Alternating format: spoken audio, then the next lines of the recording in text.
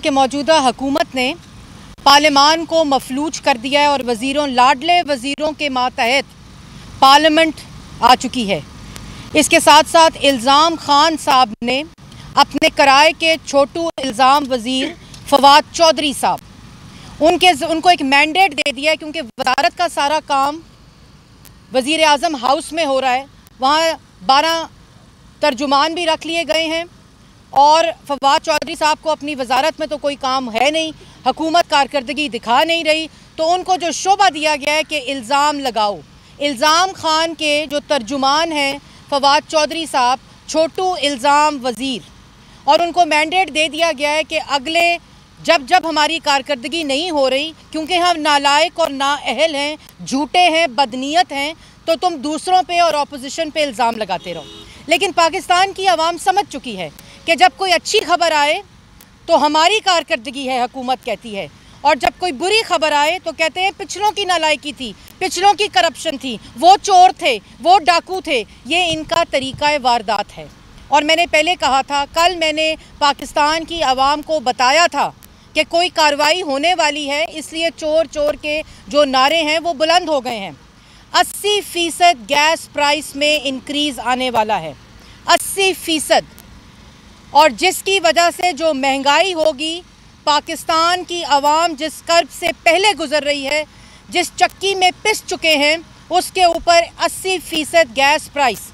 और आज छोटू इल्ज़ाम वज़ीर फवाद चौधरी साहब का आज का मैंडेट ये था कि शाहिद खाकान अब्बासी को चोर कहो और शाहिद खाकान अब्बासी को इल्ज़ाम दो कि 80% और जो गैस में प्राइस इंक्रीज़ हुई है वो शाहिद खाकान अब्बासी साहब की वजह से हुई है। लेकिन मैं कुछ हक़ाइक़ पाकिस्तान की आवाम को, इन झूठों का तो मुकाबला मैं नहीं कर सकती, क्योंकि हमें हमारे कायदीन ने और अल्लाह ताला का खौफ है कि आप झूठ ना बोलें।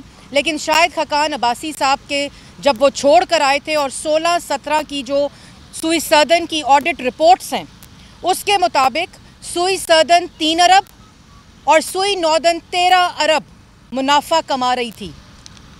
शाहिद खाकान अब्बासी साहब ने 100 अरब की कराची से लाहौर तक की पाइपलाइन बनाई, जो कि 1200 किलोमीटर बनती है, और वो 1.2 billion cubic feet gas provide कर रही है, जो शॉर्टेज थी सदर्न पाकिस्तान के अंदर।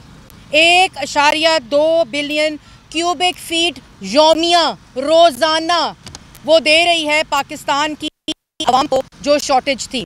और जिस वक़्त शाहिद खाकान अब्बासी साहब ने ये जो 16-17 की जिस ऑडिट रिपोर्ट का मैंने ज़िक्र किया, और अब जो 80% है वो मौजूदा हुकूमत की नालायकी, नाअहली और सुई सदर्न और सुई नॉर्दर्न। जिस वक़्त शाहिद खाकान अब्बासी साहब थे, उस वक़्त 350 अरब की सेल्स थी इन दोनों कंपनीज़ की, और स्टॉक मार्केट का तारीख़ी हाईएस्ट पॉइंट इन दोनों कंपनीज़ ने अचीव किया था। ये थी कारकर्दगी शाहिद खाकान की, पाकिस्तान मुस्लिम लीग नून की और मोहम्मद नवाज शरीफ की, जिनको ये आज इल्ज़ाम लगा रहे हैं। और बात क्या कर रहे हैं? करप्शन ये कि इनके पास अकामे हैं। ओ भाई, अरबों की मनी लॉन्ड्रिंग, 600 बिलियन की मनी लॉन्ड्रिंग, बात ख़त्म होती है एक अकामे पे। ये पाकिस्तान की आवाम को मैं बताना चाहती हूँ कि असल में नालायकी और नाअहली मौजूदा हुकूमत की है कि 80%। ये तो सिर्फ गैस की बात है। मैं कल बता चुकी हूँ कि अभी बिजली महंगी होगी, अभी घरेलू सार्फिन की चीज़ें जो हैं वो तमाम महंगी होंगी। रोज़ा रखना और रोज़ा खोलना मुश्किल हो जाएगा पाकिस्तान की आवाम के लिए, क्योंकि मौजूदा हुकूमत नालायक, नाअहल तो है ही, लेकिन इतनी झूठी है कि वज़रा के पास कारकर्दगी बताने को कुछ नहीं, लेकिन आवाम को गुमराह करने के लिए ये तमाम बातें की जाती हैं। और मौजूदा वज़ीर पेट्रोलियम, जिनको million cubic feet per day और किलोवाट पर आवर में फ़र्क नहीं पता, वो संभालेंगे इस सिस्टम को, वो संभालेंगे पाकिस्तान में पेट्रोलियम की मिनिस्ट्री को। अगर इस तरह के वज़रा होंगे तो ये नालायकी और नाअहली की वजह से 80% गैस मज़ीद महंगी हो रही है। और मैं ये भी बताती चलूँ कि 141% ऑलरेडी महंगी हो चुकी है पिछले 9 महीने के अंदर। आखिर मैं ये ज़रूर कहूँगी कि जो झूठे लोग हैं और जो झूठी हुकूमत है वो पाकिस्तान की आवाम को IMF की शराइत बताए कि चोर दरवाजे से जिन मुआहदों पे दस्तखत हो रहे हैं उसकी वजह से ये महंगाई 80% आ रही है, और जिस वजह से महंगाई आ रही है उसमें वज़ीर आज़म पाकिस्तान जब नालायक हो, झूठा हो, दूसरों पे तोहमतें लगाता हो, दूसरों पे इल्ज़ामात लगाता हो, और आज कहा गया शायद खकान अब्बासी, अब एक नए 3 नामों को डाल दिया गया है, एहसन इकबाल और ख्वाजा आसिफ साहब ने करप्शन की है जिसकी वजह से 80% गैस मज़ीद महंगी हो रही है। तो आप तो वज़ीर हैं, आप तो वज़ीर आज़म हैं, और खुदारा आप अब कंटेनर पर नहीं हैं, अब आप वज़ीर आज़म की कुर्सी पर हैं।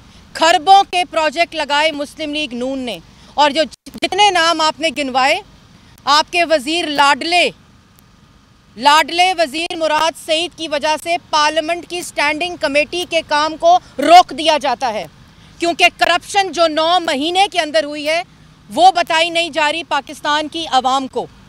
नहीं बताया जा रहा कि क्यों वजारत की स्टैंडिंग कमेटी की मीटिंग नहीं होती।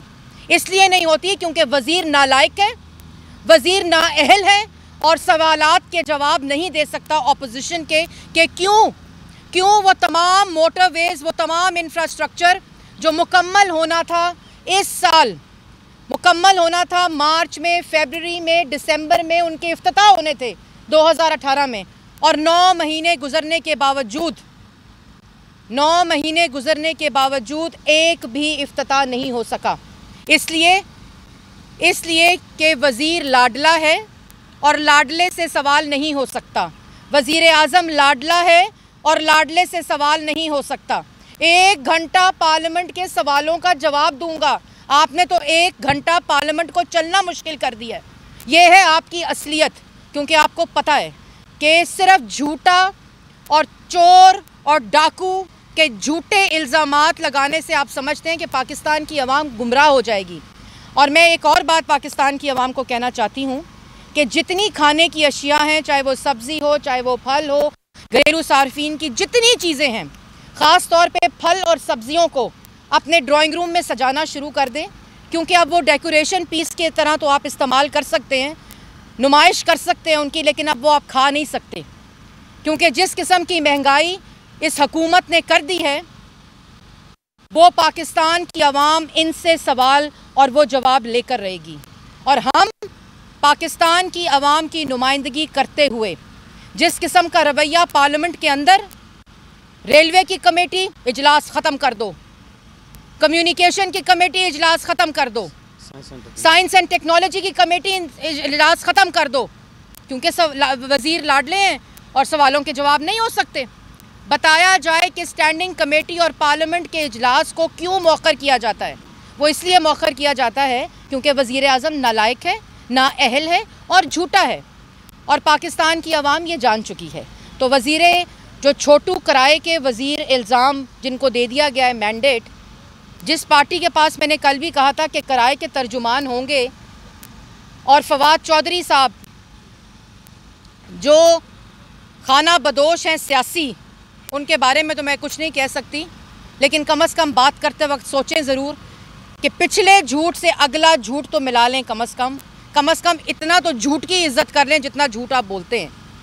और पाकिस्तान की भी आवाम ये बात समझ चुकी है। जितनी महंगाई 3.3% महंगाई से 9.4%, इसका जवाब दें। 5.8 तरक्की की शरह जो कि 3% पर आ गई है और अभी उससे भी नीचे जानी है, क्योंकि नालायक हुकूमत है। इसलिए ये दूसरों पे डालना छोड़ दें। हम भी 2013 में आए थे, हमने कोई रोना नहीं डाला था, डबल डिजिट इन्फ्लेशन थी और जो तरक्की की शरह थी वो 2% पे थी। हमने नहीं रोया था, हमने पाकिस्तान की आवाम को डिलीवर करके दिखाया था। अरबों के प्रोजेक्ट लगाए, अंधेरे ख़त्म किए, सीपैक आया, दहशतगर्दी ख़त्म हुई, मोटरवेज बने। आपने एक ईंट नहीं लगाई और 16 अरब यौमिया कर्जा चढ़ा रहे हैं पाकिस्तान के ऊपर। एक ईंट नहीं लगाई पूरे पाकिस्तान में 9 महीने में। ये है कारकर्दगी, ये है नालायकी, ये है नाअहली और ये है बददियानती और बदनीयती। आप लोगों के सामने कोई सवाल? सवाल ये है कि कल सलमान शहबाज सामने मुस्लिम लीग नवाज की तर्जुमान मरियम औरंगजेब मीडिया से गुफ्तगू कर रही थीं और उनका ये कहना था कि जो इल्ज़ामात शरीफ फैमिली पर मनी लॉन्ड्रिंग के लगाए गए हैं उसकी वजह यह है कि हुकूमत गैस महंगी करने जा रही है 80% के करीब। तो उस महंगाई से तवज्जो हटाने के लिए इस तरह के इल्ज़ामात अपोजिशन पर लगाए जाते हैं। इस वक्त वो सहाफ़ियों के सवालों के जवाब दे रही हैं, आप मुलाहिज़ा कर लीजिए। एसेट फॉर्म्स जो FBR के अंदर हैं वहाँ से चीज़ें उठा के चौराहे में उन पे इल्ज़ामात लगाए जा रहे हैं। मैंने कल कहा था कि इन प्रेस कॉन्फ्रेंसेस को छोड़ें, आपके पास पूरी गवर्नमेंट के अदारे हैं, आप जिस किस्म की इन्वेस्टिगेशन करना चाहते हैं आप करें, आपने जो करना है आप करें, आपके सामने हम मौजूद हैं।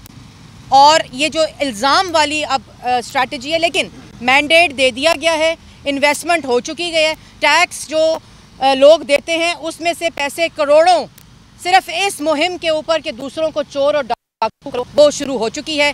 कल उसकी पहली प्रेस कॉन्फ्रेंस थी। आज छोटू इल्ज़ाम वज़ीर जो है, जिनकी अपनी वजारत में उनके पास कोई भी जिम्मेदारी नहीं है, उनको इल्ज़ाम लगाने पर छोड़ दिया।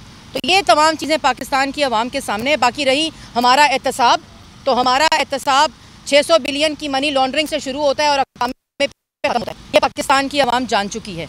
अगर आप हमने खरबों के प्रोजेक्ट्स लगाए हैं, कोई 1 रुपए की करप्शन, कोई कमीशन आप साबित करें और उसके बाद आप बात करें। और ये इल्ज़ाम साबित होने से पहले लोगों पर तोहमतें और इल्ज़ाम लगाना बंद करें, इस तमाशे को बंद करें, महंगाई का जवाब दें। तरक्की की शरह क्यों हो रही है? दुनिया कर्जा 16 अरब कितना बढ़ा है, 80% गैस और महंगी होने वाली है, बिजली और महंगी होने वाली है। इन तमाम चीज़ों का जवाब दें। और अब तो वज़ीर आज़म इमरान खान है, तो आपने तो कहा था कि लोग इसलिए टैक्स नहीं देते क्योंकि वज़ीर आज़म चोर होता है। तो 450 अरब का खसारा तारीखी 10 साल में लोगों ने टैक्स देना छोड़ दिया अपनी इनकम के ऊपर भी। उसका जवाब दें, क्योंकि अब चोर वज़ीर आज़म और झूठा वज़ीर आज़म इस वक्त हुकूमत के अंदर है। बहुत शुक्रिया।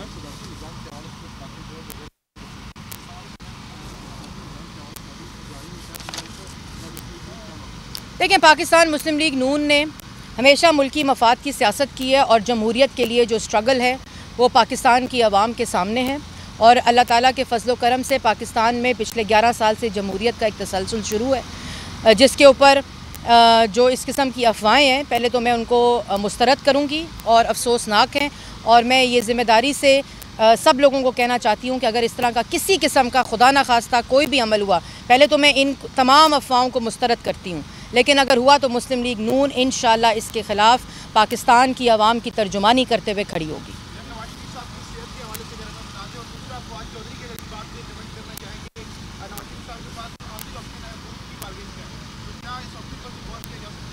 देखिए, फवाद चौधरी साहब की जो गुफ्तगू है उस पर मैं काफ़ी कमेंट